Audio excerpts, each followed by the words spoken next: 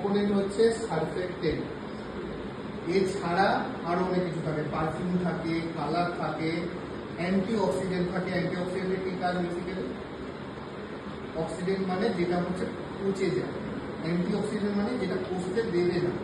আমি তোমায় কিছুক্ষণ আগে বললাম না, আলু কেটে দিলে পচে যায়, কিন্তু আগে আমরা শ্যাম্পুর বোতলগুলো কোনোদিন খুলে রাখলে নষ্ট হয় না, তার কারণ অ্যান্টি অক্সিডেন্ট থাকে। এরকম বিভিন্ন রকম জিনিস থাকে, বাট মেন জিনিসটা হচ্ছে সারফেক্টেন্ট। সারফেক্টেন্টটা ময়লাটা বের করে দেয়, ভালো করে বুঝে নাও।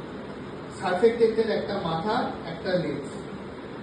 খুব ভালো করে বললে, মাথাটা হাইড্রোফিলিক মানে জলকে ভালোবাসে, লেজটা হাইড্রোফোবিক ভালোবাসে না। ও যদি জলকে না ভালোবাসে, ও তেলকে ভালোবাসবে। তাহলে তেলকে যখন ভালোবাসছে, আমার এখানে তেল থাকুক ময়লা থাকুক, লেজগুলো কিন্তু ডুবে যাচ্ছে। থাকছে কি?